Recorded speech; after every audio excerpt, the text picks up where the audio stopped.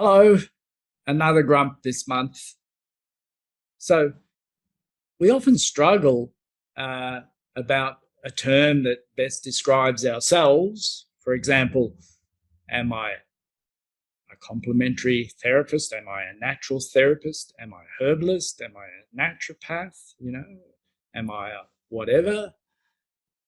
But what about the people who come to us? What do we call them? Well, I'm sorry, but I do not like the word client. Now, I'm not saying patient is ideal, but I definitely don't like the word client. So that's my grump today, client versus patient. I'm definitely on the patient side. So what is a client? If you look at the dictionary, it's a person who engages the professional advice or services of another. Well, that's kind of okay, but to me, it's way too broad. Restaurants, they might call the people who come and eat their patrons, but they can also call them clients. And it's mainly used by lawyers. For example, you hear a lot about attorney-client privilege, on the US TV shows. So to me, it's too broad, it's too vague, and I think it undersells us. And to me, the word client conjures up, I think, not the right tone of relationship, because often clients are purchasers of services. So it's a purchaser-provider sort of relationship. And to be quite honest, I didn't get into this to have a commercial relationship, with the people under my care. I actually got into this, and I'm still in practice. My main motivation is I genuinely do want to help people. To me, that is far more rewarding than any commercial aspect, when you can genuinely help people.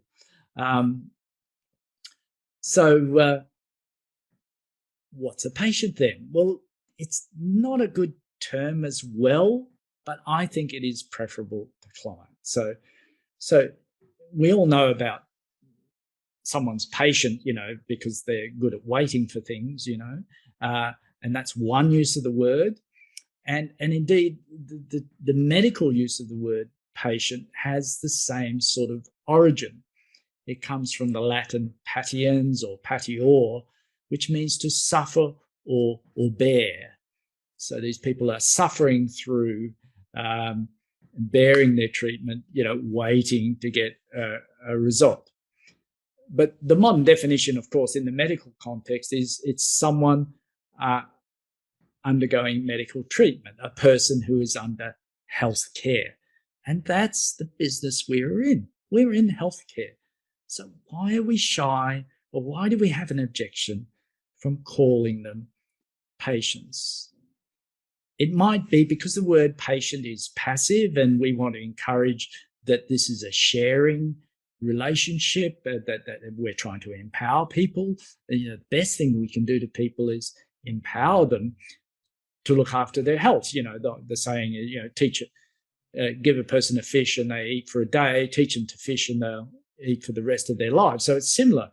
Give a person the right guidance in terms of diet, lifestyle, and even some self-medication advice. That even if they stop coming to see you, they have the benefits there for life. And I've seen that. I've seen people who've come to see me and I've lost touch with them, and they come back and see me years later and they say, I'm still following your dietary advice, and that health problem I had is genuinely gone as long as I follow that diet. So we can get a permanent sense. Yeah, so the objection to the word patient might come from the fact that it implies a passivity. But we don't have anything better, I'm afraid. And here's the real rub from my perspective.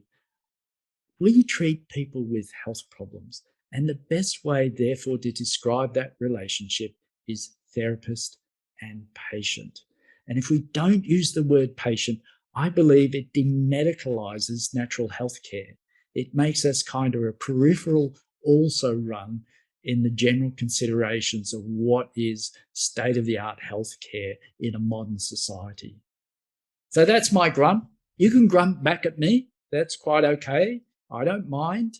But my grump is about the use of the word client instead of patient. And I agree, we need a better term, and I'm most welcome to hear some suggestions. Thank you.